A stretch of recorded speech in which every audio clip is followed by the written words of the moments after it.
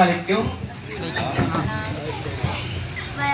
இந்த 10 நாள் வந்ததுக்கு நான் 5 வரை தொழுதேன். காலையில குரான் ஓதுனேன். அம்மாவை அடிக்கக்கூடாது திட்டக்கூடாதுன்னு கற்றுக்கிட்டேன். அதுக்கப்புறம் எப்போவுமே மொபைலே பார்த்துட்டு இருப்பேன். வீட்டில் இருக்கும் போது அவ்வளோ தொழுவும் போக மாட்டேன். குரான் எப்போயா தான் ஓதுவேன். இங்கே வந்து டெய்லி குரான் தொழுவேதான்.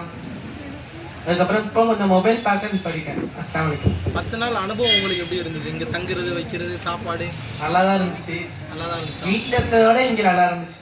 இங்கே இருந்திருந்தீங்களா? இருக்கிறேன், பிரச்சனை இல்லை, இருக்கிறேன். அப்போ எப்படி சமைக்கிறீங்க?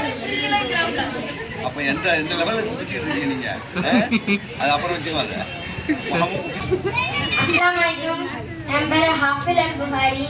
நான் வந்து இந்த புற்றுநோய் இதுக்கெல்லாம் போனேன். அப்போது அங்கே பார்க்கும்போது எல்லாருக்கும் அப்படி மனசு அப்படியே அதிர்ற மாதிரி இருந்துச்சு. அப்படி இருந்துச்சு, ஒரு மாதிரி தீ நடத்துக்கு எங்களால் போக முடியல. அதனால் வெளியே நின்று பார்த்தோம். சில பேருக்குலாம் கையே ஒரு மாதிரி இருந்துச்சு. மாவு கெட்டு போட்டு பாதி கை போன மாதிரி இருந்துச்சு. அதுக்கப்புறம் இந்த மாதிரி எப்போதும் லீவில் வந்து இந்த மாதிரி நடத்தினா நல்லா இருக்கும். அதுக்கப்புறம் இப்போ வந்து நான் கொஞ்சம் நல்லா தொழுறேன், ஓதுறேன். இதே மாதிரி நடத்திட்டே இருந்தால் ரொம்பவே நல்லா தான் இருக்கும். அஸ்ஸலாமு அலைக்கும்.